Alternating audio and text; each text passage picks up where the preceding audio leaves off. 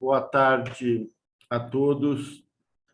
Em nome da Câmara de Comércio Brasil-Canadá e da Comissão de Assuntos Jurídicos, agradeço a presença dos palestrantes e de todos aqueles inscritos para o nosso webinar de hoje. Meu nome é Alberto Murray, eu sou coordenador da Comissão de Assuntos Jurídicos da Câmara de Comércio Brasil-Canadá. A Câmara de Comércio Brasil-Canadá estabeleceu uma comissão de assuntos jurídicos com a finalidade de promover a troca de informações sobre ambas as legislações, promover a discussão dos temas nacionais e internacionais e possibilitar aos seus associados o nível de informação necessário para a tomada das decisões de negócios. Neste webinar, organizado pela Comissão de Assuntos Jurídicos, nossos convidados discutirão a disrupção do modelo tradicional de benefícios ofertados pelas empresas versus atendimentos às necessidades de cada colaborador. Nós hoje temos o prazer de ter conosco a doutora Gabriela Bezerra Fischer, advogada de Trent, Rossi e Watanabe, é graduada em Direito pela Pontifícia Universidade Católica do Rio de Janeiro e pós-graduada em Estado e Regulação pela Fundação Getúlio Vargas. Gabriela possui vasta expertise em Direito Administrativo, Regulatório, Societário e Contratual, sendo especializada no setor de petróleo e gás, auxilia empresas de petróleo e prestadores de serviço em uma ampla gama de questões regulatórias de transações envolvidas no setor de petróleo e gás, incluindo Joint Operation Agreement, Farm Out Agreements, Crude Oil Sales Agreement, entre outros. Possui experiência em assessorar clientes em rodadas de licitações de petróleo e gás promovidas pela Agência Nacional do Petróleo, ANP, como em processos de cessão perante a ANP para aquisição de participação em ativos de petróleo e gás no Brasil e presta serviços de consultoria em diversos temas relacionados à legislação administrativa e regulatória, com foco na regulação do setor de óleo e gás. Dr. Marcelo Lobo, sócio do Pinheiro Neto Advogados, possui mais de 20 anos de atuação na assessoria a bancos, investidores e devedores em financiamentos, formação de parcerias e compra e venda de empresas responsáveis por projetos de infraestrutura, principalmente nas áreas de petróleo e gás e energia elétrica, em que a abordagem multidisciplinar e o entendimento das complexidades regulatórias são fundamentais. Atua também em questões regulatórias, incluindo revisão tarifária, disputas envolvendo contratos comerciais e legislação setorial. Dr. John Forman, presidente e sócio da J. Forman Consultoria, possui mestrado em Geologia pela Stanford University, desenvolveu sua carreira acadêmica como professor de Geologia Econômica e Recursos Energéticos na Universidade Federal do Rio de Janeiro, na área de P&D como diretor do CNPq e membro do Conselho Deliberativo. É membro dos comitês de mineração, petróleo, gás e energia do Ministério de Minas e Energia. Sua experiência profissional inclui a participação em conselhos de administração no setor nuclear e petroquímico e empresas prestadoras de serviços, o Geomac, Prospec, e mineradora Geomineração e Unigel. Foi diretor da Agência Nacional do Petróleo. Eu vou começar com uma rodada de perguntas que foram preparadas pela nossa comissão, endereçadas aos debatedores, que poderão responder e interagir entre si, mas eu convido vocês, palestrantes, por favor, a encaminharem as suas perguntas também pelo chat, e na medida que elas forem sendo enviadas, os palestrantes vão respondendo. Então, a primeira pergunta que eu tenho a fazer, vou começar com você, John, e aí Gabriela e Marcelo também fiquem à vontade para comentá-la, debatê-la. Após 20 anos de rodadas de licitações para exploração e produção, O resultado dos leilões tem demonstrado menor interesse com poucas ofertas. O que mudou em relação aos primeiros anos do modelo implementado após a flexibilização do monopólio da União? João, por favor, a palavra é sua. Boa tarde a todos. Eu diria que, a meu juízo, os leilões não diminuíram o interesse, diminuiu o número de blocos que foi oferecido, mas não a diminuição de interesse. A questão geral, se há interesse ou se vai haver interesse nos leilões de blocos da ENP, eu entendo que tem que ser avaliada a partir de dois aspectos: o aspecto internacional e o aspecto nacional. No aspecto internacional, fala-se muito aí, e é o que se vê na mídia, nas publicações e etc., sobre essa ideia de descontinuidade da produção de petróleo e gás como responsáveis principais pelo efeito chamado estufa, né? E, por outro lado, se nós olharmos este mês de janeiro, o petróleo subiu quase 15%. Se nós olharmos o quadro internacional, os preços do gás no final do ano passado subiram de uma forma brutal, especialmente na Europa. Então, do ponto de vista internacional, a demanda está superando a oferta, é uma conclusão. Ora, se há demanda para algum bem, esse bem certamente encontrará quem queira produzi-lo. Só a título de ilustração disso que eu estou dizendo, uma outra coisa que se fala é a conversão dos meios de transporte para eletricidade e, mais adiante, eventualmente, a hidrogênio.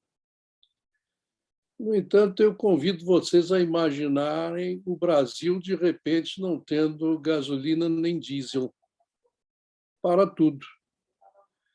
Ou seja, para haver uma transformação de uma indústria de transporte, seja no Brasil, seja em qualquer lugar do mundo, você vai ter um esforço de longo prazo. Embora a gente leia e ouça a respeito do desejo de interromper a produção de petróleo e gás em um futuro próximo, no meu entender, isso não vai acontecer pela simples impossibilidade de você manter o sistema de transporte e abastecimento sem os combustíveis que são oriundos dos hidrocarbonetos. Então, para não me estender muito, eu diria o seguinte: há, de fato, uma tentativa bastante intensa e com uma divulgação muito organizada e muito bem colocada contra o uso de derivados de petróleo e gás. Por outro lado, a realidade convida a um outro olhar, de que os preços tanto do petróleo como do gás estão subindo, o que dá bons resultados para as empresas e, evidentemente, havendo um mercado, haverá quem se interesse por ele. Então, em termos de Brasil, na medida em que forem ofertados blocos em áreas que tenham um histórico promissor, exploração de petróleo, você costuma falar de bacias maduras, e no outro tema você fala de bacias com pouco conhecimento. O conhecimento geológico no Brasil evoluiu bastante, mas ainda temos novas fronteiras, que é a denominação desse tipo de bacia, principalmente a costa do Brasil, digamos, da Bahia até o Amapá. E nessa região, nesse momento, em torno de Sergipe, Alagoas, têm sido feitas descobertas muito interessantes de petróleo e gás. Agora, é evidente que, se forem oferecidos blocos em áreas sem potencial, não haverão interessados. Eu posso explicar depois, para não me prolongar muito, a sistemática de blocos de leilões, se, porventura, vocês tiverem interesse.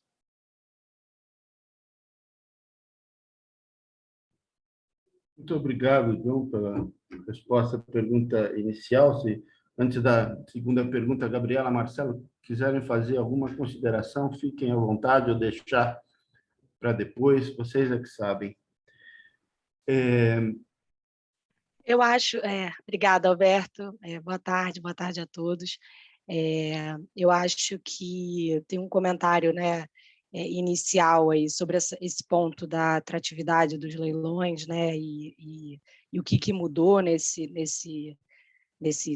20 anos, né, e acho que um ponto importante é a questão da estabilidade regulatória, né, a gente considerar que a gente teve, ao longo desse tempo, né, uma migração de um regime de concessão para o regime de partilha no pré-sal, com a descoberta do pré-sal e também a cessão onerosa. Então, eu acho que a gente tem que considerar isso também nessa trajetória, né? O impacto dessa alteração nessa trajetória e as especificidades dos leilões, como o John falou, né? É difícil você talvez dizer, teve pouca oferta, mas nas licitações do pré-sal, por exemplo, você vai ter sempre um interesse de majors e super majors, não vai ser, vão ter menos empresas que tenham apetite para aquele tipo de investimento e volume de investimento. Então, acho que essa diversificação, né, e a migração desse regime regulatório também contribuiu para a gente observar esse movimento ao longo desses 20 anos.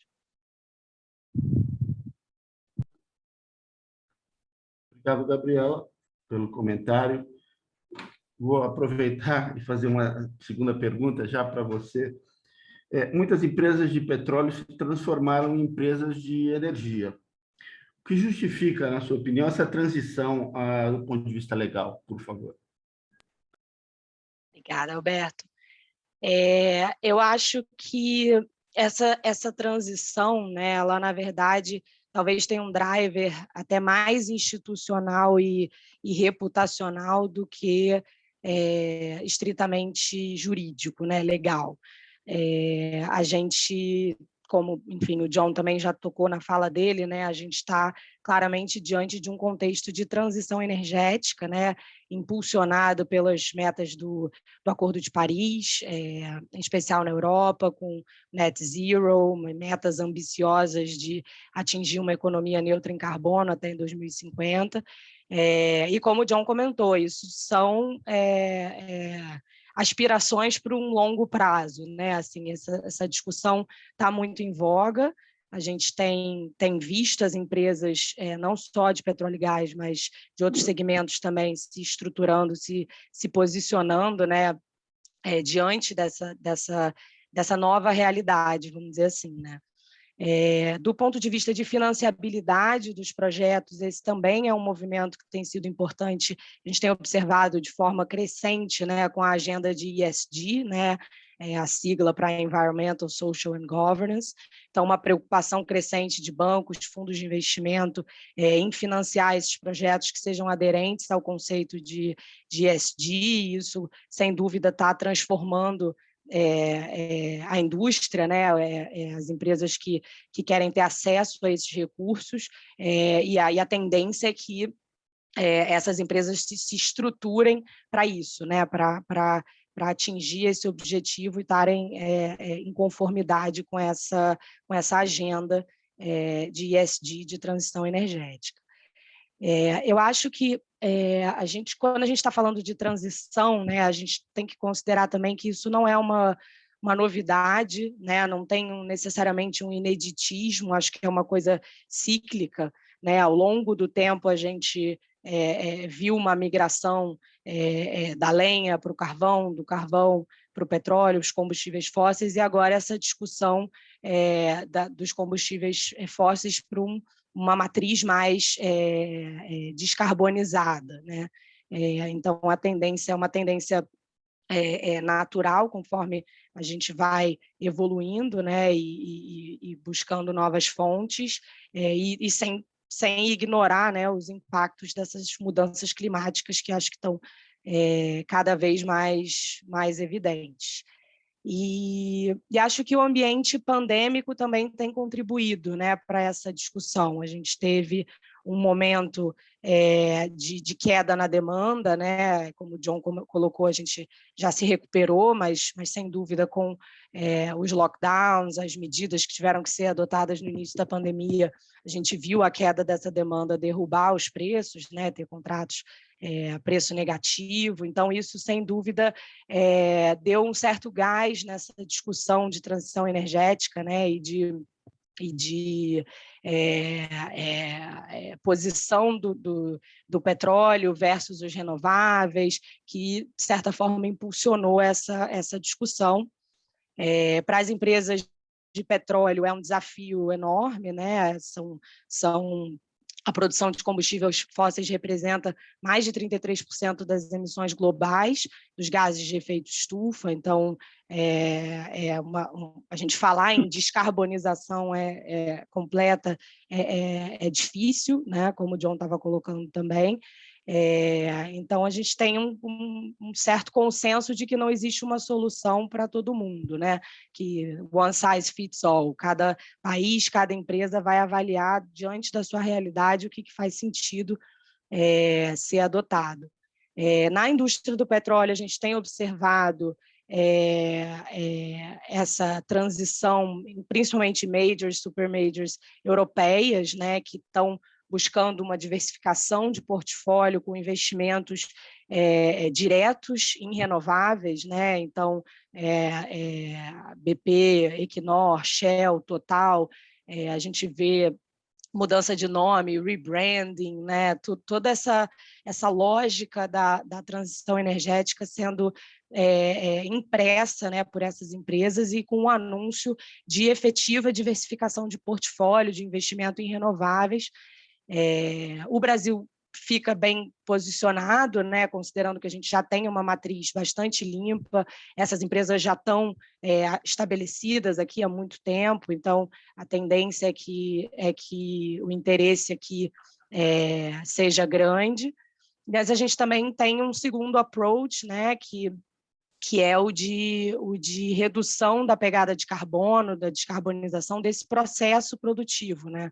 Talvez um approach um pouco mais realista, né? Assim, mais palpável e mais imediato, de adoção de medidas para reduzir essa pegada, né? A Petrobras está indo mais nessa linha, né? Com o processo de desinvestimento, a gente vê que o foco do portfólio continua ainda em AIP, principalmente pré-sal, e os compromissos são de redução de emissões diretas em 25% até 2030.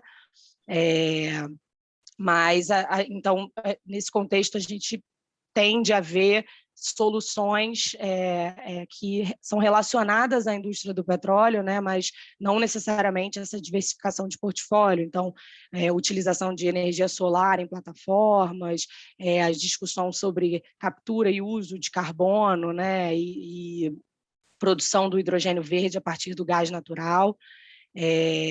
Mas concordo com o John também quando ele colocou que são visões para o futuro, né? Eu acho que a gente sabe que muito dessa tecnologia ainda não está pronta, né? Está em estágio inicial, ainda tem que ganhar escala, viabilidade econômica. Tem estudos da Agência Internacional de Energia que são nesse sentido, né? De que as tecnologias que vão efetivamente levar à descarbonização ainda estão nesse estágio inicial. Então, acho que nesse contexto é interessante a gente falar sobre P&D também, né? Sobre a destinação desses recursos da cláusula de P&D das empresas de petróleo para esse desenvolvimento. A gente teve no ano passado a resolução do CNPE, que determinou que a ANP e a ANEEL foquem, né, essa destinação de recursos para hidrogênio, biocombustível, armazenamento de energia. Então, eu acho que é uma tendência, né? Acho que conversa bem com essa ideia de que a transição é uma realidade, é uma preocupação que já existe, mas é uma coisa assim a longo prazo que ainda precisa ser estudada, né? E acho que do ponto de vista dos leilões isso não significa que de uma hora para outra a gente vai ter o desinteresse completo e as empresas só focando em renováveis, né? Não no médio, curto prazo, com certeza, mas é importante ter essa preocupação, né, para o governo, para os reguladores, a exemplo da 17ª rodada, né, em que a gente teve uma baixa competitividade, que teve, enfim, inúmeras questões, riscos exploratórios maiores, o contexto pandêmico, a grande quantidade de ativos, né, em carteira que as petroleiras já têm em função dos leilões dos últimos anos, mas é importante não deixar de considerar a sensibilidade ambiental de algumas áreas, todo esse contexto da transição energética para ter certeza de que a atratividade dos leilões, seja em modelo de leilão convencional, oferta permanente, vai continuar, né, nesse contexto macro de uma transição energética. Muito obrigado. Gabriela, Marcelo, John, se quiserem complementar, fazer algum comentário, por favor. Eu gostaria de fazer um comentário, Alberto, se possível. Claro. Gabriela, você coloca bem quando diz que cada país tem as suas próprias circunstâncias. Então, quando você fala de transição energética, essa transição energética visando reduzir a emissão de carbono é uma preocupação europeia e hoje dos Estados Unidos, do presidente Biden. Agora, você vai à Ásia, estão construindo novas usinas de carvão. O preço do carvão mais do que dobrou no mundo. Está sendo consumido e gerando energia. E o carvão é muito mais produtor de CO2 do que o petróleo, né? Se você for à África, a África demanda energia. E você vai dizer ao africano que ele não pode ter energia porque ou ele tem hidrogênio verde ou ele não tem. Isso não funciona. Então, quando eu digo que é um desejo, é porque se procura generalizar como sendo uma posição mundial aquilo que é essencialmente uma posição europeia e que eles estão vendendo para o mundo como uma necessidade inadiável. Eu lembro a vocês que a Europa é um continente que não tem petróleo nem gás. Teve um pouco com as descobertas do Mar do Norte, que já praticamente se esgotaram. Então, o problema europeu é um problema de dependência de hidrocarbonetos, que eles não gostariam de ter, e, consequentemente, buscam uma forma de energia com a qual eles possam vir a controlar. Daí o hidrogênio. E aí, quando você menciona a decisão do CNPE de que a ANP, a ANEEL devem se usar os seus recursos, eu diria a você o seguinte: a Comunidade Europeia tem um orçamento até 2025 de quase 500 bilhões de euros para pesquisa e financiamento de hidrogênio. No Brasil, nós não investimos nem 10 milhões de dólares. Ou seja, P&D é um problema para o qual o Brasil ou acorda, não só nesse setor, como em outros, ou nós vamos ficar eternamente dependentes daquilo que vier a ser desenvolvido fora. Consequentemente, vamos comprar soluções que vêm de fora e vamos pagar não só os royalties, como vamos pagar um bom dinheiro para ter essa tecnologia entre nós. Esses aspectos, acho eu, quando você analisa país por país, eles têm que ser muito pensados. Por exemplo, pouco menos de 10 anos atrás, não se falava de petróleo no Caribe. De repente, a Exxon acha reservas de petróleo fabulosas no offshore da Guiana Inglesa. Hoje, a Guiana Inglesa tem reservas de petróleo medidas que são semelhantes às reservas brasileiras de petróleo. Num país que tem 700 mil habitantes, é paupérrimo, não tem estrutura nenhuma e etc. esse país certamente vai querer espremer tudo o que ele puder do petróleo e gás que, de repente, foram descobertos lá. Isso é um problema que não afeta a Europa não está preocupada com isso. Aí, quando você fala das grandes petroleiras, realmente as petroleiras europeias buscam, até por pressão de seus acionistas, fazer uma diversificação na sua matriz de geração de energia, daí o investimento em energias alternativas, como eólica e solar. Né? Se você olhar a maior empresa de petróleo americana, a Exxon, ela está apostando em outra coisa. Ela diz que o problema não é o petróleo ou o gás, é a captação do carbono. Então, eles têm, para este ano, um orçamento de quase 4 bilhões de dólares da Exxon, não é do governo, em pesquisas sobre captura de carbono, a partir de processos que o gerem. Então, para mim, não é pacífico que nós vamos ter uma transição energética obrigatória dos hidrocarbonetos para a eletricidade ou, eventualmente, para o hidrogênio. O problema do hidrogênio que você mencionou, que realmente não é competitivo, é que os processos de produção de hidrogênio, especialmente o chamado hidrogênio verde, que é gerado com energia alternativa e água pela hidrólise, ele consome mais energia do que produz. Então, isso é uma equação que não fecha. A razão pela qual, na Europa, estão ocorrendo pesados subsídios para ver se é possível criar novas rotas, que não a hidrólise, para ter um hidrogênio competitivo, um hidrogênio verde. Nós podíamos produzir muito hidrogênio no Brasil a partir de gás, já que nós temos muito gás e temos um mercado restrito de gás. No entanto, esse hidrogênio é mal visto também porque ele gera uma parcela de CO2. Mas, se você conseguir fazer devidamente a captação do CO2, ele passaria a ser aceitável do ponto de vista da descarbonização. Eu acho que toda essa preocupação com a mudança climática, que todos nós repetimos, eu lembraria a vocês que ela começou na década de 50. Na década de 60, o nome desse fenômeno era aquecimento global. Sutilmente, esse nome de aquecimento global foi trocado para mudança climática. Por quê?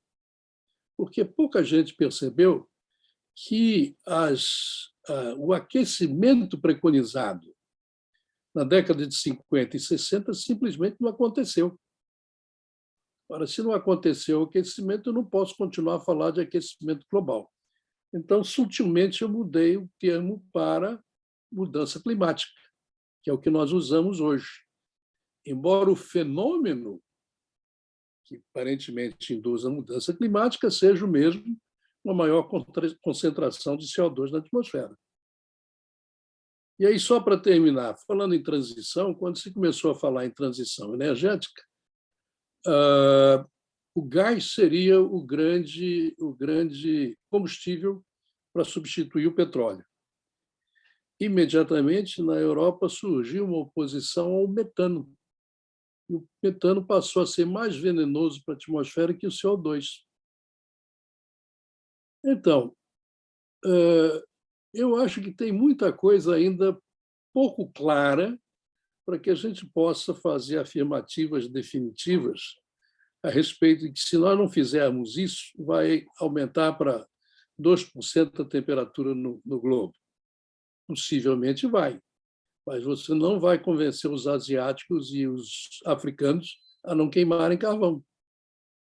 Então, é preciso entender que é um fenômeno europeu, eventualmente coadjuvado pelos americanos, mas não é um evento mundial.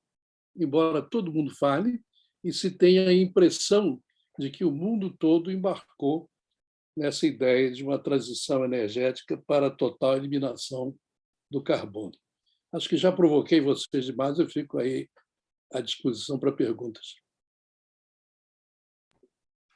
John, Sua fala suscitou 4 ou 5 comentários aqui, mas como o Marcelo não falou ainda, deixa eu encaminhar uma pergunta para ele, em seguida eu volto às perguntas que foram feitas, e aí é para todos. Vocês, por favor, comentem as perguntas.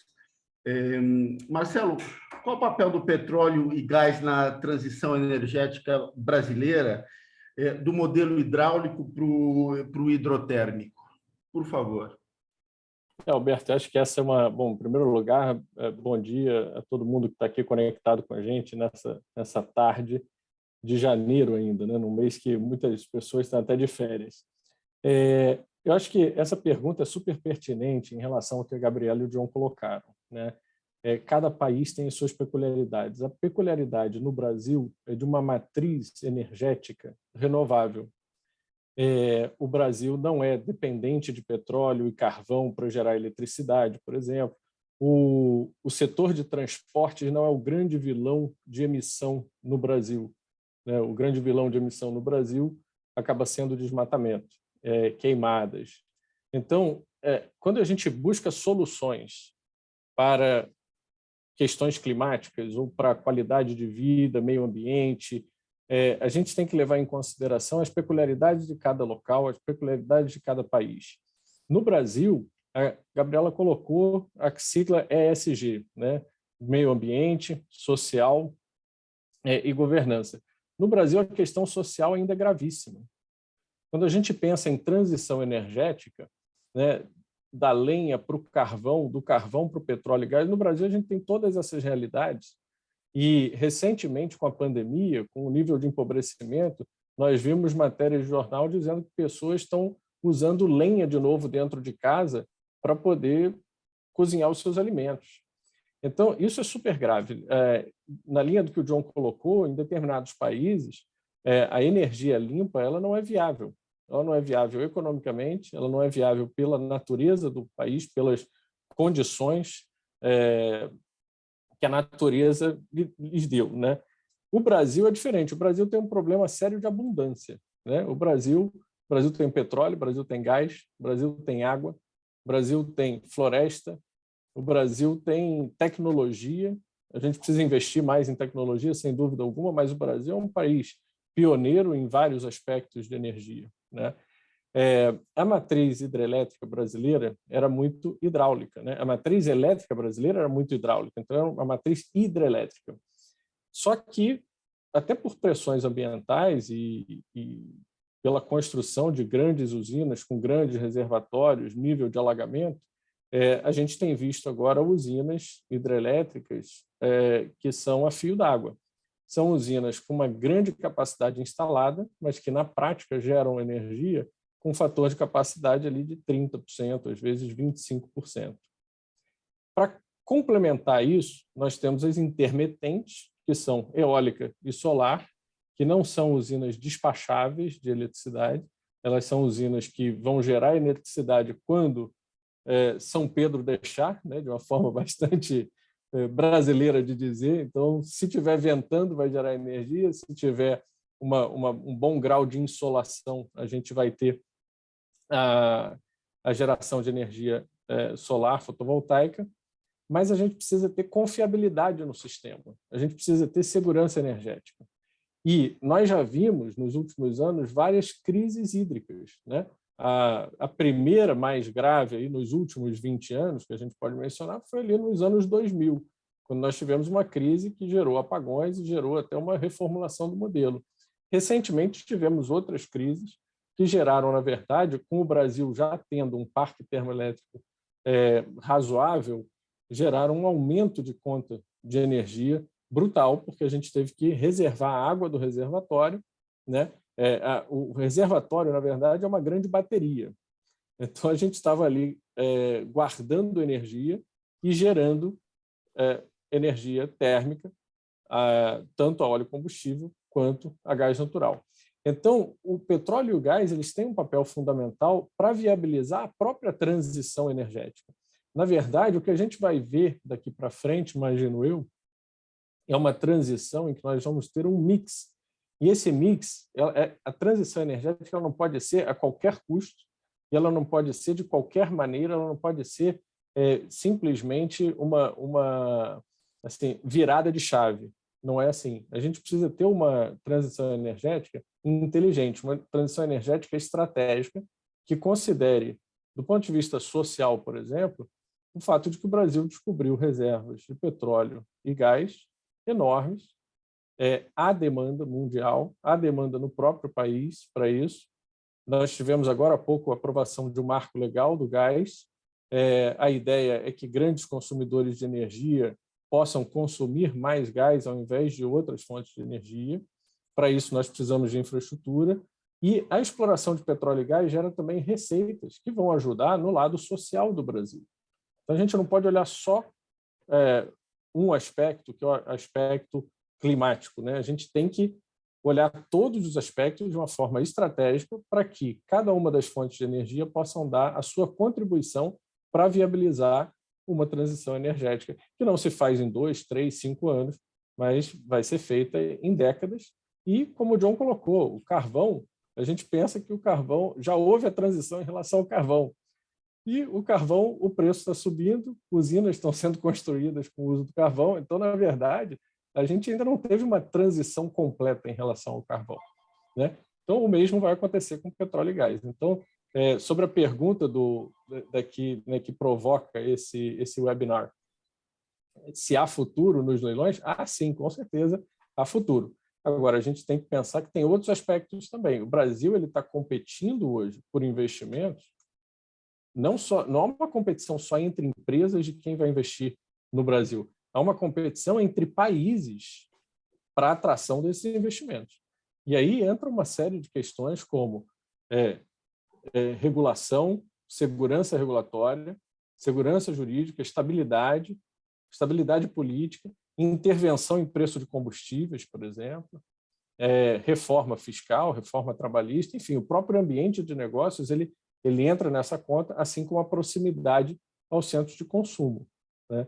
Então, enfim, eu acho que a pergunta não é simples e petróleo e gás, além de ainda terem um futuro bastante longo, né, eu acho que eles têm também um papel fundamental para viabilizar essa transição.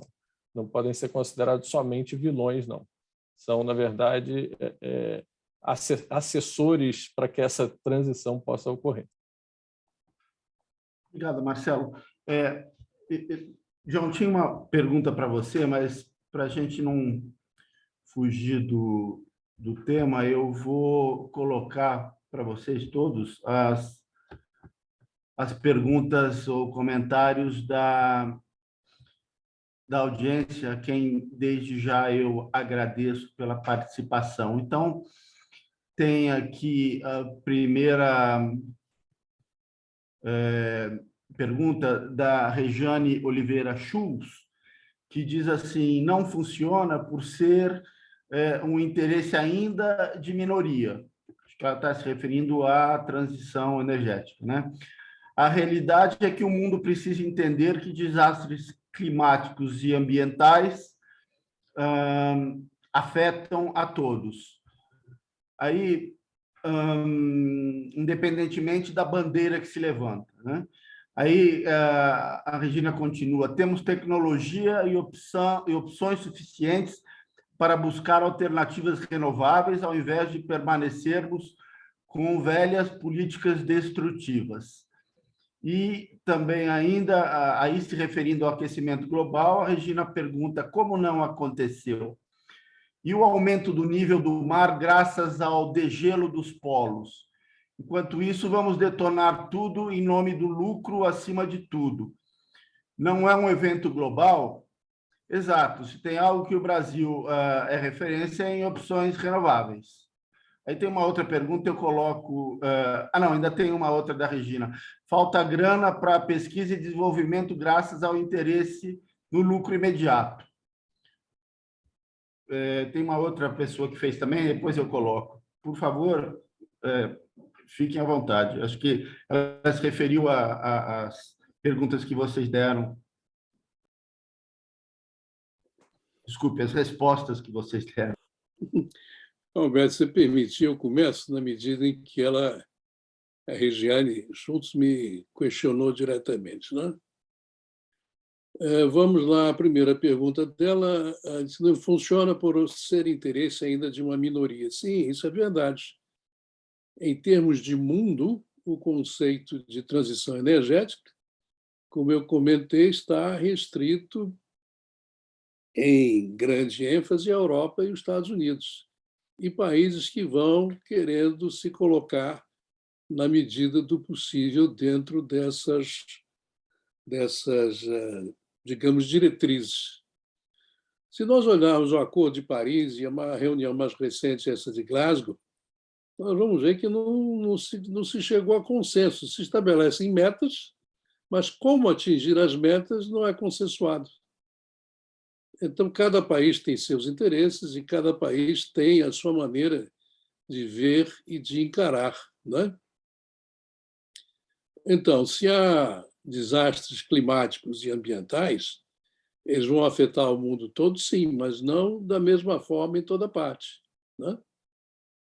Nós não temos tecnologia para alternativas. As tecnologias que nós usamos com sucesso, tanto para a produção eólica como para a produção solar, não foram desenvolvidas no Brasil.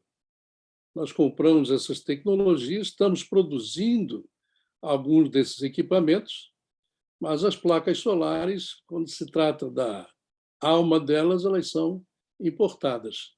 Então, existe sim tecnologia, mas não é que o Brasil tenha todas essas tecnologias.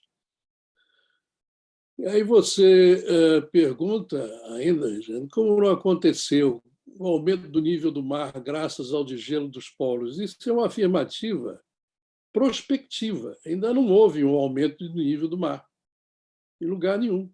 Medido, ele não responde a essa preocupação que, em tese, se você derreter as calotas polares, pode vir a acontecer, né?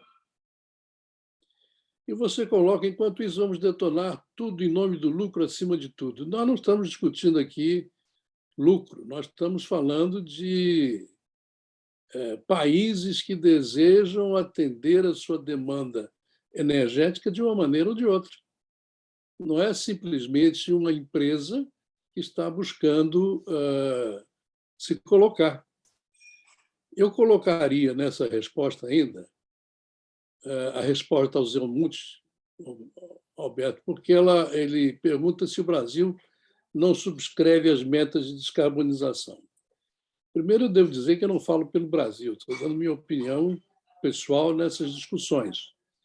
Mas, sim, o Brasil assinou o Acordo de Paris, assinou uma série de documentos em Glasgow e não assinou outros. Então, em princípio, nós realmente assinamos, estamos observando as metas de descarbonização. Porém, eu chamo a atenção para 2 pontos. Se vocês olharem aí os leilões visando nova geração de energia, existem leilões para gerar energia elétrica promovidos pela ANEEL, né, queimando carvão. Então, é um órgão, uma agência reguladora, não é um órgão de governo, é uma agência reguladora, e o governo propondo a geração de energia elétrica a partir de carvão. Como comentou a Gabriela, a Petrobras está se desfazendo de todos os ativos que ela tem.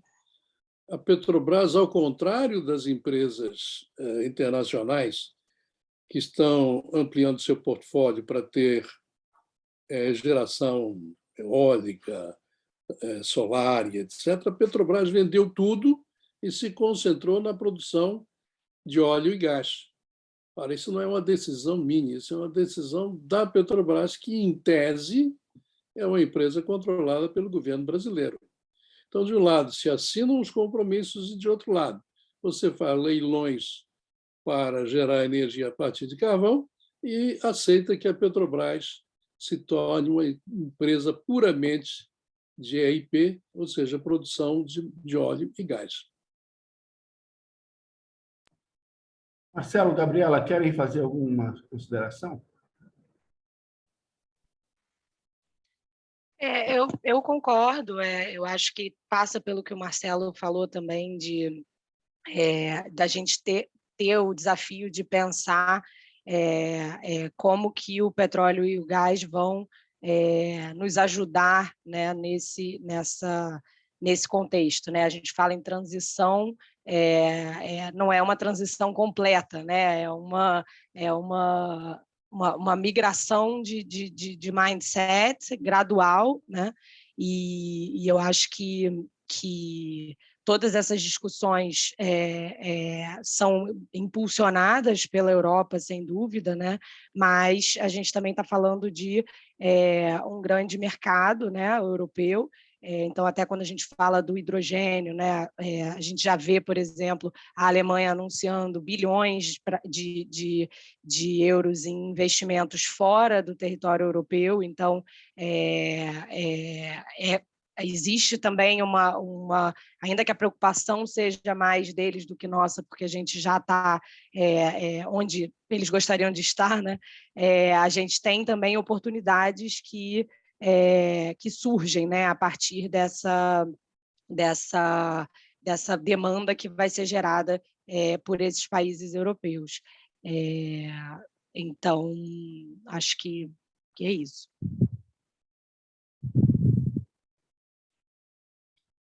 Bom, John, aproveitando, a próxima pergunta que eu tenho para você. O Conselho Nacional de Política Energética recentemente aprovou resoluções com maior preponderância à oferta permanente.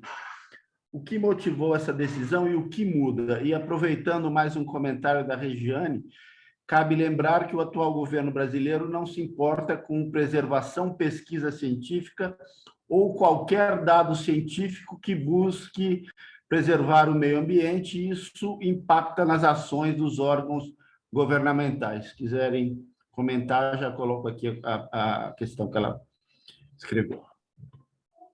Roberto, deixa eu começar por essa pergunta. Eu gostaria de lembrar, nós sempre somos imediatistas, então cabe lembrar que o atual governo brasileiro não se importa com preservação, pesquisa científica, etc. Os recursos para pesquisa e desenvolvimento no Brasil, eles foram grandes e causaram bastante impacto, por incrível que pareça, nos governos militares. Desde o governo Sarney, nós vimos reduzindo os recursos disponíveis para pesquisa e desenvolvimento, né? Em todas as frentes, em todas as áreas, né? O CNPq não tem dinheiro, a FINEP não tem dinheiro, a CAPES não tem dinheiro. Esses são sistemas que eu conheço bem porque militei neles. Eu fiz parte dos como é que chamava, dos grupos setoriais ligados ao Ministério de Indústria e de Ciência e Tecnologia, de óleo, eletricidade e mineração. Isso eram diferentes. E, naquela ocasião, a lei criou, por exemplo, a lei que criou a ANP estabeleceu que uma parcela dos recursos oriundos dos royalties e das participações especiais seria entregue ao Ministério de Ciência e Tecnologia. Estabelecia mais ainda que uma parte preponderante desses recursos seriam usados no Nordeste e na Amazônia. Posteriormente, isso não foi no atual governo, foram nos governos mais recentes, esses recursos simplesmente desapareceram, não tem mais. Então, os comitês setoriais não trabalham porque o dinheiro da ANP deixou de existir quando se fez a modificação legal por ocasião da criação do regime de partilha da produção. Então, não é só o atual governo, são os governos passados. O brasileiro não tem essa mentalidade de pesquisa e desenvolvimento. A pesquisa e desenvolvimento nos Estados Unidos começou nos Estados Unidos, por exemplo, a partir dos departamentos de controle de qualidade, porque o mercado exigia uma padronização e qualidade dos produtos. A maioria das empresas no Brasil hoje ainda não tem esse departamento de controle de qualidade, muito menos de pesquisa e desenvolvimento. É uma questão né, eu diria, de cultura, basicamente. O corte desses dinheiros da pesquisa e desenvolvimento eles são feitos de forma curiosa, porque você tem receitas previstas em lei que não podem ser cortadas. Então, se faz o contingenciamento. O contingenciamento quer dizer que esse dinheiro, eventualmente, voltará para essa finalidade no futuro. Só que isso nunca aconteceu, é um corte, de fato. E quem decide isso, né, são o executivo e o legislativo brasileiros que vêm agindo assim há muitos e muitos anos. Né?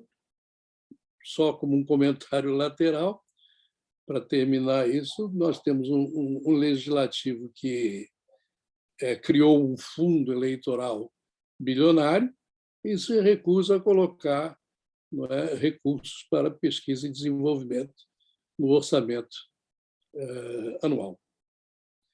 A mudança, Alberto, diz respeito ao seguinte: o petróleo ele não ocorre, como muita gente imagina, num lençol contínuo. Então, são, na realidade, pontos mais ou menos restritos que, por condições geológicas, que ficaria muito complicado eu explicar aqui, permitem a concentração do óleo ou do gás. Então, aí se chama um prospecto, você tem que buscar o prospecto para encontrar o petróleo. Para isso, você usa uma série de sistemas de tecnologias, como a geofísica e etc., para tentar localizar os contornos desses prospectos, mas, na realidade, você só tem, até hoje, a confirmação do petróleo quando você faz a perfuração. Então, quando eu fui para a ANP ela desenhava blocos irregulares que colocava nos leilões, e assim foi na primeira e segunda rodada. O meu entendimento foi no sentido de que não caberiam aos geólogos da ANP, entre eles eu, impor um determinado limite àquilo que nós achávamos que era um prospecto, porque interpretações outras poderiam considerá-lo maior, menor. Então, foi criada o conceito de se fazer em terra, águas rasas e águas profundas, malhas regulares, e essas malhas eram oferecidas e as empresas poderiam dar às suas propostas o formato que desejassem dentro desses blocos. Então, uma rede homogênea de blocos, você podia fazer um T, podia fazer um L, enfim, podia fazer a figura que eu, empresa, entendesse seria a melhor em termos de delimitar o meu prospecto. Mas é certo e conhecido que essa rede de blocos nas bacias sedimentares cobre toda a bacia, inclusive áreas que não têm potencial para petróleo. Mas, para cobrir a bacia toda, é preciso oferecê-las. E aí é uma razão de você ter muitos blocos que foram oferecidos e jamais tiveram uma oferta, como jamais terão. Então, dentro da ideia de que o nível de conhecimento da geologia melhorou muito, a decisão de fazer a indicação é a seguinte: está lá a malha, estão lá os blocos, existe uma massa de informações hoje bem melhor do que lá no início da exploração, dados esses que são levantados por empresas de serviços de geofísica, geoquímica e etc. Então, cabe à empresa dizer: olha, eu analisei esses dados e acho que esse bloco é interessante. Então, ele vai à ANP e nomina esse bloco. A ANP registra e, então, numa oportunidade próxima, ela coloca esse bloco em leilão. Por que ela coloca em leilão? Porque a lei diz que só pode haver concessão mediante a realização de um leilão. Então, para esse leilão de blocos que deve ocorrer em abril, você já tem hoje 78 empresas que declararam interesse e nominaram blocos, o que significa dizer que tem 78 pontos de vista que analisaram aquela área toda e chegaram à conclusão de que certos blocos despertam interesse. O que nós vamos ver nesses leilões é que certos blocos, possivelmente, a gente não sabe, foram nominados por empresas diferentes e você vai ter uma disputa pelo bloco. Outros foram nominados por uma empresa única que viu uma oportunidade que, em tese, os outros não viram, e para esses haverá uma disputa menor. Então, o que muda é isso, basicamente. O conceito de leilão é preservado, mas, ao invés da ANP colocar e ninguém respondê-las, coloca aqueles que foram os blocos que foram nominados, quer seja em terra, em águas rasas ou em águas profundas, que são os 3 ambientes que são considerados quando do leilão de blocos. Bom, John, eu tenho depois de passar a palavra para a Gabriela e para o Marcelo, mas é que, para a gente não fugir do... Regiane coloca, desculpe, John, qual a sua fonte? Acho que ela se refere à questão dos investimentos na área de tecnologia. No período da ditadura militar, os poucos documentos que restaram são referentes à corrupção e crimes contra a humanidade. E ambientais. O que eu comentei inicialmente foi o seguinte: por incrível que pareça, o volume de recursos para pesquisa e desenvolvimento foi maior durante o regime militar. Eu não estou defendendo o regime militar, eu estou constatando um fato.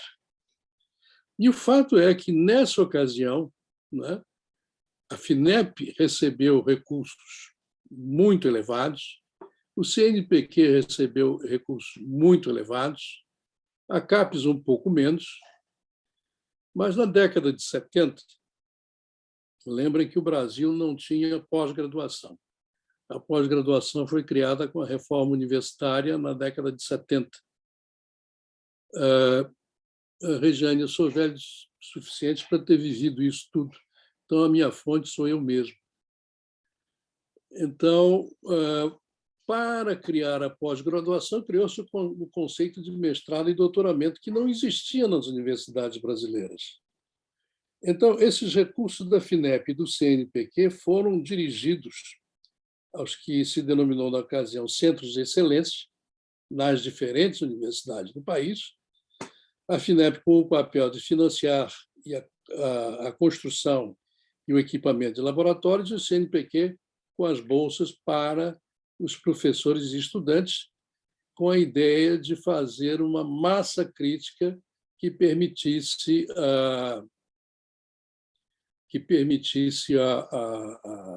a instauração de um curso de pós-graduação a nível de mestrado ou a nível de doutoramento.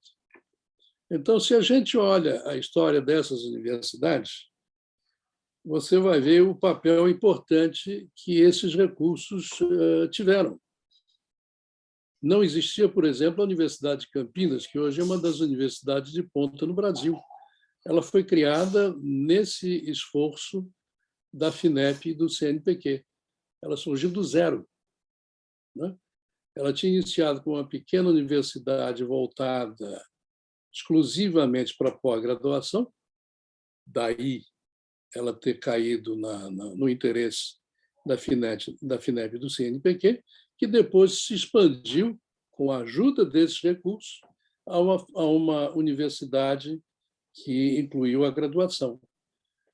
Então, dados são inquestionáveis, eu concordo, é só olhar os orçamentos do passado e os orçamentos do presente, fazer a correção do valor do dinheiro nas épocas diferentes, e vai ficar claro e evidente que realmente os recursos eram muito maiores do que são hoje em dia.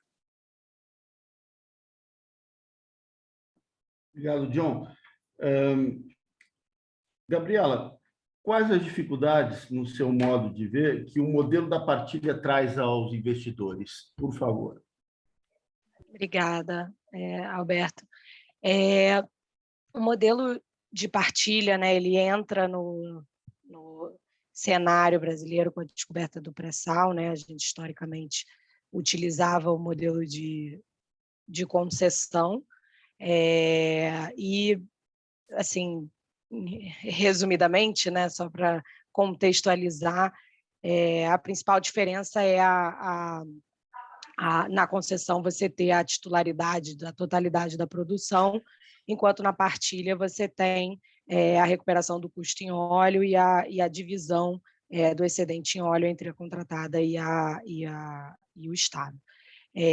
Então, com a descoberta do pré-sal, né, a gente teve a decisão do então governo de adotar um regime que tivesse uma maior ingerência, né, um controle e participação do Estado nos recursos produzidos no pré-sal e nessas áreas estratégicas, com a edição da lei do pré-sal e a definição do polígono. Então, quando a gente fala de potenciais dificuldades, né, ou questões com esse regime, eu acho que a própria definição do polígono já é um ponto de destaque, né? A gente teve uma definição geográfica, né, com coordenadas previstas em lei, que define onde, né, a abrangência desse modelo de partilha, sem considerar necessariamente os aspectos geológicos.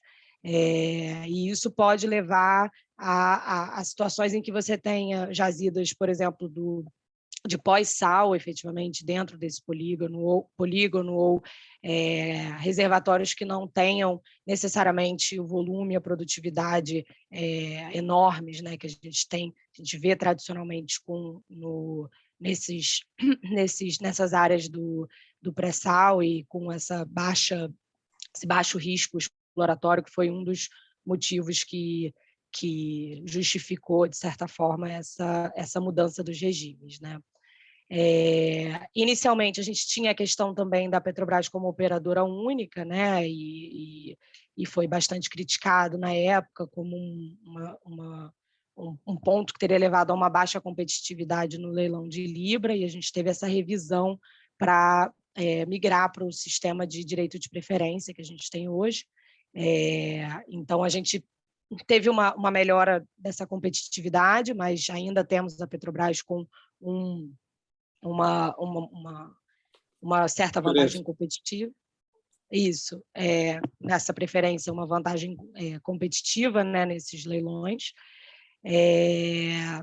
E a presença da PPSA também, né, uma empresa pública que não investe, participa do consórcio, indica o presidente do comitê operacional, tem metade dos votos, poder de veto, então é realmente um papel peculiar dentro do consórcio, né, e um ponto de atenção dos investidores quando fazendo essa análise do modelo, né, e da decisão de investimento.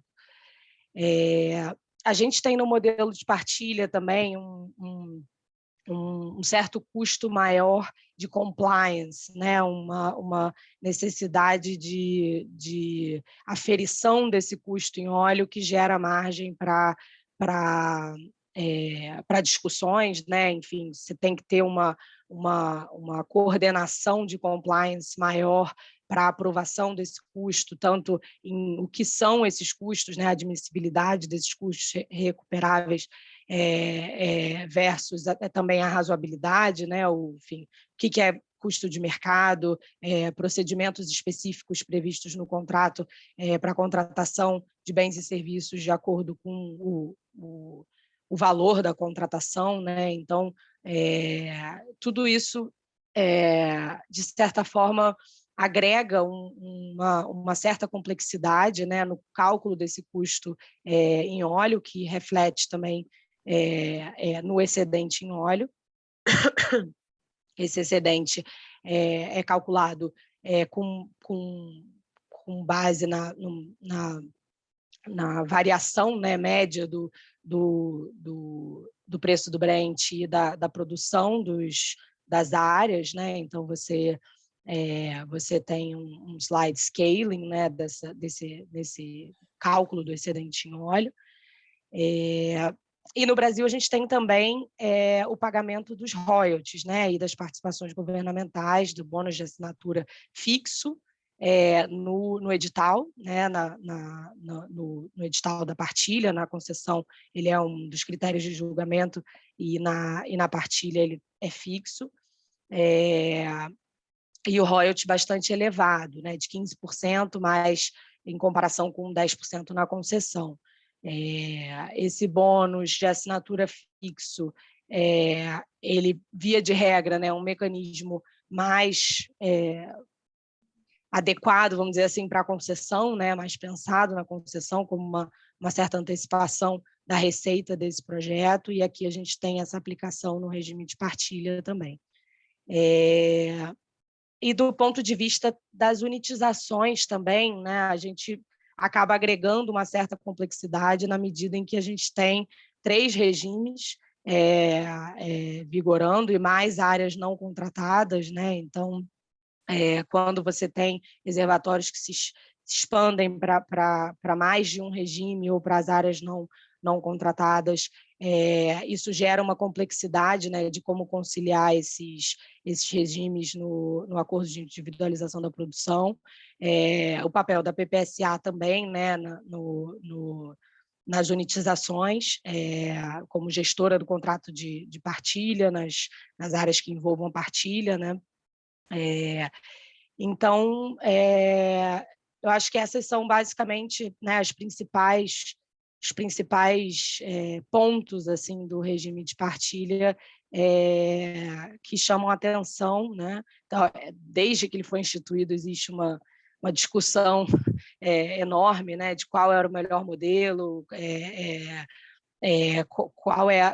se efetivamente ele gera um retorno maior ou não, né, considerando todas essas especificidades. Acho que essa discussão vai continuar, né? Mas a gente tem projetos de lei visando alterar esse modelo, mas ainda nada definitivo, né? E a atratividade do modelo vai continuar sendo testada, né? A gente nessas ofertas, nessa resolução da oferta permanente, né? A gente vai ter a inclusão das áreas do pré-sal na oferta permanente sob o regime de partilha, né? Então isso vai continuar sendo testado, seja no modelo de leilão convencional, seja no modelo da oferta permanente, que também envolve o leilão, né? E acho que é isso, são os principais pontos. Obrigado, Gabriela. Eu vou fazer agora uma pergunta para o Marcelo, depois eu volto aqui na pergunta do José Ricardo, que é para os 3, e aí vocês respondem a pergunta dele. Marcelo, de que forma você acha que o desinvestimento ou os investimentos da Petrobras podem impactar o desenvolvimento do setor de petróleo e gás no Brasil? Alberto, acho que assim, o que a gente viu foi um movimento desde 2014, 2015 da Petrobras de desinvestir em diversos ativos, como o John mencionou, às vezes até na contramão de outras empresas de petróleo, mas por outros motivos e outras opções estratégicas. E, na verdade, a gente entende que há levanta-se uma barreira à entrada de novos agentes no mercado, né? A Petrobras, como uma empresa extremamente verticalizada, dominava diversos segmentos da cadeia, né? Como é normal quando você tem uma empresa verticalizada, e vários agentes da indústria questionavam a dificuldade em ter acesso à infraestrutura, o poder de mercado da Petrobras, inclusive em controlar determinados preços de combustíveis, gás natural, combustíveis automotivos também. A partir do momento que há esse desinvestimento e a gente coloca na mão de diferentes empresas, diferentes infraestruturas e diferentes blocos também, sendo que se tem um segmento, né, de petróleo e gás que realmente se abriu com a flexibilização do monopólio no final dos anos 90, foi a exploração e produção, né? O midstream e o downstream é que ficaram ainda mais restritos ali com a Petrobras em termos de refinaria, em termos de dutos de transporte, terminais. Então, o desinvestimento da Petrobras, eu acho que ele é um verdadeiro marco em termos de abertura do setor, ou uma segunda rodada, vamos dizer, de abertura do setor. A partir de uma decisão que parece ter sido uma decisão muito mais de governança da empresa, de se desfazer de determinados ativos, focar sua estratégia na exploração e produção, especialmente no pré-sal, como a Gabriela colocou, para poder arrecadar recursos, diminuir o seu nível de endividamento. Nós vimos também um movimento em paralelo da ANP, como agência reguladora do setor, com o CAD, né, que é o Conselho Administrativo de Defesa Econômica, o órgão antitrust, né, brasileiro, eles trabalhando em paralelo para que a Petrobras, ao invés de prosseguir com esse desinvestimento como uma decisão de governança, vamos dizer, de forma voluntária, por assim dizer, a Petrobras tivesse, na verdade, uma obrigação de desinvestir determinados ativos. Então, a Petrobras firmou 2 termos de cessação de conduta com o CAD, um relativo a combustíveis, especialmente na área de refino, e o outro em relação ao gás natural, em que a empresa se comprometeu perante o órgão de defesa da concorrência a vender a sua participação em ativos, a liberar capacidade nos dutos, a arrendar determinadas infraestruturas e a não continuar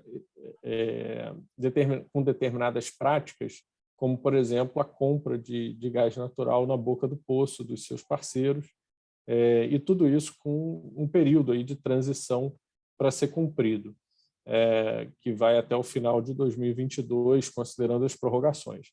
Então, eu acho que o grande marco, né, que o desinvestimento da Petrobras nos sinaliza é de uma abertura do setor que pode levar a mais concorrência, pode levar a menos intervenção governamental a partir do momento em que a gente deixar de ter tanto poder de mercado, né, numa empresa controlada pelo governo federal.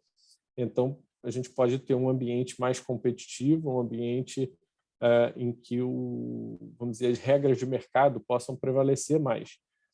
Por enquanto, eu acho que ainda é uma promessa, ainda é um plano, e nós vamos ver como é que isso vai se desenvolver nos próximos anos. Um outro aspecto que eu acho que é bastante relevante, especialmente para a Câmara de Comércio Brasil-Canadá, pela sua atuação em arbitragem e mediação, é que, a partir do momento que nós vamos ter vários agentes nessa indústria, né, competindo nessa indústria, novas discussões, tanto do ponto de vista regulatório como do ponto de vista comercial, podem surgir, podem levar a disputas ou, enfim, mediação, arbitragem, ou então algum processo de tentar evitar algum processo de prevenção das disputas. Então, se por um lado ter um único agente que concentra tanto poder de mercado é nocivo do ponto de vista da concorrência, esse agente acaba atuando como um grande coordenador desse mercado. A partir do momento que nós tenhamos vários agentes, esses agentes vão competir pelos mercados e disputas a respeito de acesso à infraestrutura, discussões tarifárias e disputas, inclusive regulatórias, vão surgir. E a Câmara de Comércio Brasil-Canadá, eu acho que pode acabar sendo envolvida nisso, né, no seu braço ali de dispute resolutions. Obrigado, Marcelo. Agora tem uma pergunta do José Ricardo Shoa Almeida para vocês três. Parece que está clara a importância dos futuros leilões do pré-sal. Por outro lado, qual seria, na opinião dos senhores, algumas iniciativas que o Brasil poderia adotar em termos de se posicionar na busca pela transição energética que se vislumbra para o mundo. Gabriela, você quer iniciar? Posso, obrigada, Marcelo. Eu acho que, como a gente estava comentando no início, né, não tem uma solução boa para todo mundo, né? Acho que a tendência é cada um olhar para si e focar no que faz sentido dentro do seu contexto social, econômico, enfim. Então, a gente vê a Europa, né, focando em carro elétrico. Isso faz sentido para a gente, né? A gente vai ter aqui uma população com poder de compra para comprar esse carro elétrico? O que vai ser feito com a destinação das baterias, né? A gente tem hoje já uma preocupação com isso, sem nem ter ainda, né, um mercado estabelecido. Então, esse tipo de análise vai ter que ser sempre avaliado, né, caso a caso, considerando essas especificidades. No caso do Brasil, a gente tem muito potencial natural, né? Então eu vejo investimento nos renováveis, né? Principalmente eólica e solar. Acho que a gente tem um potencial muito grande ainda para ser desenvolvido.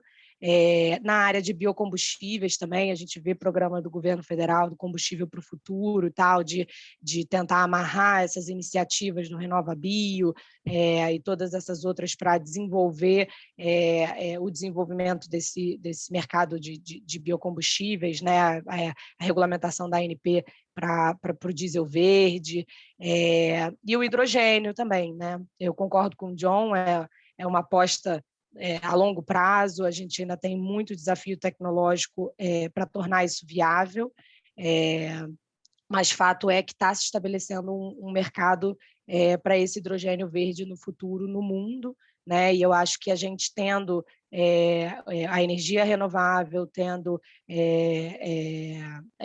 o gás, né, falando aí não só do hidrogênio verde, mas do hidrogênio azul também, são pontos de atenção, né, que a gente pode ter. A gente já está vendo, enfim, o governo se movendo nesse sentido, né? Já saíram as diretrizes para o Plano Nacional de Hidrogênio e esse debate está muito aflorado. Os portos, principalmente, estão anunciando hubs de hidrogênio, né? Pecém, no Rio também, a Sul. Então, eu acho que olhar para o investimento em renováveis, biocombustíveis e hidrogênio tende a ser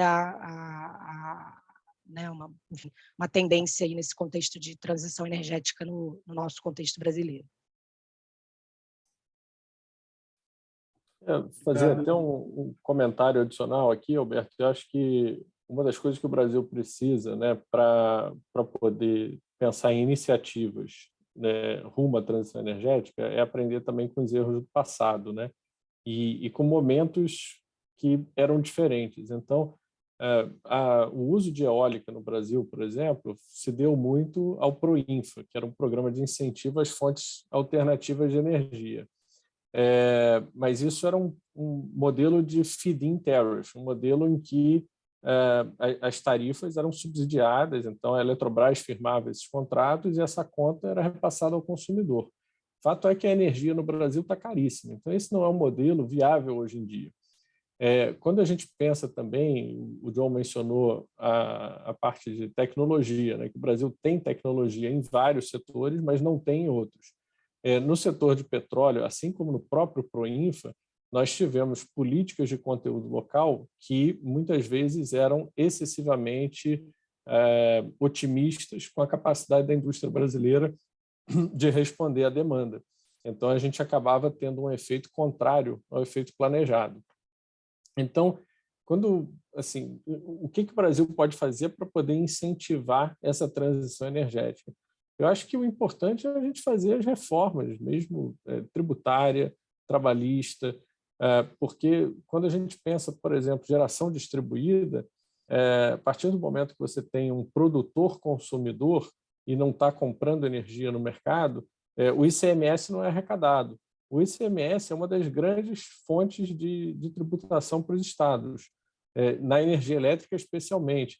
Então, a gente precisa pensar de uma forma mais estrutural, mais estratégica, sobre o que impossibilita a livre iniciativa de seguir os rumos de mercado, na verdade, né? E talvez pensar um pouco menos na indução governamental, porque as estratégias de indução, que já foram usadas muitas vezes, elas dependem realmente de ter bala na agulha. Hoje em dia está difícil isso, não só no Brasil, como no mundo também, né? Na Alemanha, por exemplo, a indústria de renováveis teve grandes subsídios, a tarifa de energia subiu, e será que no mundo pós-crise de 2008, crise financeira, depois agora um mundo pós-pandêmico, os estados, né, vão ter essa capacidade de realmente induzir algum comportamento dos agentes econômicos? Então, talvez a gente tenha que voltar para a velha lei da oferta e da demanda. Então, havendo demanda do consumidor por uma energia mais limpa e capacidade de pagamento por essa energia mais limpa, a gente vai ter investimento privado, né, para poder atender essa demanda, e o importante é que as regras estruturais elas não prejudiquem essa livre iniciativa, não prejudiquem esse investimento privado. A gente tem que ter condições para a viabilidade dos negócios. Obrigado, John. Para encerrar, nós temos 6 minutos, por favor.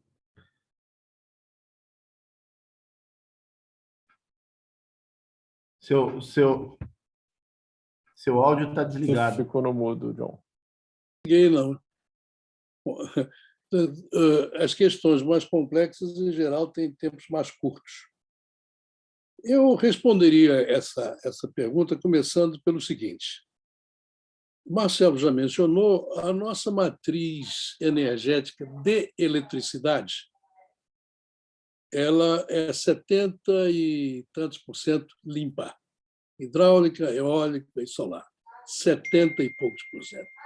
No total da matriz energética brasileira, que também consome, quer dizer, que também leva em conta o transporte, etc., nós temos 49% de energia limpa. 49% de energia limpa. Essas medidas todas que a Europa está buscando, eles querem chegar a 2030 com 15% de energia limpa. 15%. Nós já temos 50%, né? Mas adoramos enfiar a carapuça como se fôssemos os piores agentes na área de geração de energia. Não somos. Tanto a matriz elétrica é limpíssima, como a matriz em geral é limpíssima. Para chegar ao nosso nível, a Europa não vai chegar nem em 2050, mesmo com hidrogênio, porque eles estão projetando para 2050 o hidrogênio contribuir entre 10% e 15% da matriz energética. E, evidentemente, o restante não vai ser coberto por eólico nem solar. Quando eu falo essas coisas, é para chamar a atenção para a realidade. Nós tivemos uma figura muito interessante no Brasil, o Nelson Rodrigues, né? E o Nelson Rodrigues tinha uma expressão que eu uso muito: eu sou um idiota da objetividade. Sonhar é importante e é preciso, mas é preciso ser objetivo, é preciso olhar onde estão as coisas, né? Marcelo, você fala do Proinfa. Você não mencionou um programa muito mais antigo, que foi o Proálcool. O Proálcool viabilizou a indústria do álcool, hoje chamada de etanol, que antes do pré-sal era considerado o Brasil como o país que ia ser a Arábia Saudita do etanol. Aí apareceu o pré-sal, mataram o etanol, né? Então, agora corremos atrás de diesel verde, diesel não sei o quê, porque esta é a moda fora do Brasil. No entanto, nós podíamos desenvolver motores, né, a etanol, que é uma regeneração limpa, sem nenhum problema. É impossível? Não. Nós temos os carros flex que trabalham com etanol puro. podemos fazer isso para caminhões, etc. Mas não, nós queremos ser aqueles, né, fantasiados de europeus. Não, eu preciso de um carro elétrico, eu preciso de um carro a hidrogênio, esse negócio de etanol está superado. Álcool, que coisa mais primitiva, né? Nós precisamos mudar a mentalidade em tudo. É o que eu mencionei, é preciso entender a importância de pesquisa e desenvolvimento para o país, né? Nós fazemos generalizações que não têm no menor sentido, né? Eu vou fazer uma referência ao que a Gabriela mencionou do pré-sal, porque raramente as pessoas olham isso também. Quando o pré-sal foi encontrado, e com uma alta produtividade de petróleo, imediatamente se imaginou, de um lado, a volta do monopólio, e é por isso que a lei da partilha, inicialmente, era exclusivamente de partilha do óleo, e esse óleo iria para um fundo lá que não entraria no orçamento anual do país. Então, seria uma fonte inesgotável de recursos, né? Bilhões de barris de petróleo, bilhões de petróleos, bilhões de dólares gerados por esse petróleo. E assim, como você não podia, mantida a lei da concessão, né, mudar a distribuição dos royalties da participação especial, diga-se de passagem, que a participação especial poderia ser modificada por um decreto presidencial, né? Não foi feito porque a distribuição implicaria mandar para os municípios, para os estados, para pesquisa e desenvolvimento. Então, bolou-se, para o bem do povo brasileiro, um novo sistema, que era o sistema da partilha. A história do sistema de partilha de petróleo vem do petróleo encontrado em países pouco desenvolvidos, onde sequer existia uma estrutura fiscal que pudesse atuar sobre a produção de petróleo como nós temos aqui, como a concessão demonstrou que ela pode funcionar. Então, a participação governamental, quer na partilha, quer na concessão, pode ser exatamente a mesma. Não tem a menor diferença. Mas se entendeu que era importante mudar o regime para não ter que fazer a partilha. Aí vai ao Congresso e o Congresso diz muito bem, mas cadê o royalty para o meu Estado? Como assim? Você vai para um fundo nacional que vai atender seu Estado. E político que não acredita nem em Jesus Cristo falou, não. Quero meu royalties, quero meu royalties. E aí criou-se mais uma jabuticaba brasileira, que é um regime de partilha que paga royalties. Nos outros países ou tem royalties ou tem partilha. Aqui nós temos os dois num regime só, o que é uma jabuticaba tipicamente brasileira.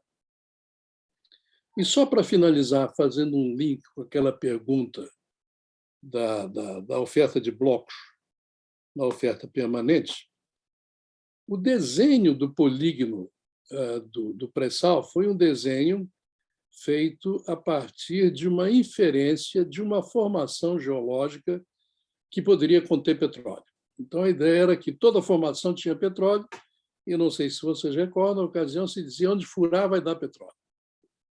O que não se divulga até hoje é a quantidade de poços secos perfurados no pré-sal. Tem um monte de poço seco, não achou petróleo. Inclusive, logo no início, a Exxon fez uma perfuração num bloco em parceria com a Petrobras, que deu negativo, e ninguém falou nisso. Foi totalmente abafado. Então, não é um manto de petróleo. Se encontram alguns campos, sim, com produções excepcionais, e muitas áreas onde não existe petróleo. E não vai existir nunca. Então, nós vamos ter um pré-sal criado dentro de uma hipótese política de que tinha petróleo onde furasse, e uma hipótese de que o resultado disso não devia ser dividido com ninguém. E é por isso que nós temos esse regime, que, como bem disse a Gabriela, é mais um regime que fica confundindo a cabeça de todo mundo. E lembrem que, quando ele foi instituído, foi uma semi-volta ao monopólio, porque a Petrobras não só era obrigatoriamente a operadora, como tinha a preferência sobre qualquer proposta. Ela deixou de ser obrigatoriamente operadora, mas ela ainda tem a preferência até 30%, como se viu, aliás, no último leilão, em que a Shell levou tudo e, inclusive, fez uma proposta melhor que a Petrobras, e a Petrobras pensou durante meia hora e disse: eu quero entrar e exercer a sua preferência nos termos que a Shell ofereceu, não nos termos que ela tinha oferecido. Gente, nós temos muita coisa boa, nós temos coisas excepcionais nesse país, nós precisamos parar de querer imitar os outros. Nós precisamos pensar com independência aquilo que interessa o país, onde nós queremos chegar. Não é por lucro, é para o bem-estar da população brasileira. Né? E entender que não adianta dizer o Brasil tem tecnologia de placa solar. Não tem. Tinha que desenvolver. Está desenvolvendo? Não está preocupada com isso, que é mais fácil comprar fora. Né? Importamos a tecnologia dos cataventos eólicos. Né? A China, que não tinha nada dessa tecnologia, hoje fabrica esse troço e vende para nós. E nós fazemos o quê? Compramos da China, porque nós não nos preocupamos em fazer um trabalho concentrado para aproveitar esse regime de ventos excepcional que o Brasil tem, como o Marcelo bem indicou, como também o regime solar, que é excepcional, como o regime hidráulico, que é excepcional, como o álcool, que é excepcional. Agora, ficar falando de vamos fazer carro elétrico, etc., é brincadeira, gente. Desculpe a franqueza, mas, para mim, é. Encerro, Beto. Espero que tenha sido dentro de 6 minutos. Muito obrigado a vocês todos. Obrigado, John, Marcelo, Gabriela. Obrigado a todos que presenciaram, que assistiram, fizeram perguntas. Obrigado à Câmara de Comércio Brasil-Canadá, que sempre prestigia a nossa Comissão de Assuntos Jurídicos. Esse webinar vai ficar disponível nas plataformas da Câmara, pode ser visto depois, revisto, pode ser compartilhado. E, em breve, anunciaremos novas atividades da nossa comissão. Obrigado, um abraço a todos, boa tarde. Obrigado, foi um prazer participar, um abraço a todos. Obrigada. Obrigado, Um abraço a igualmente. todos. Tchau, tchau. Tchau.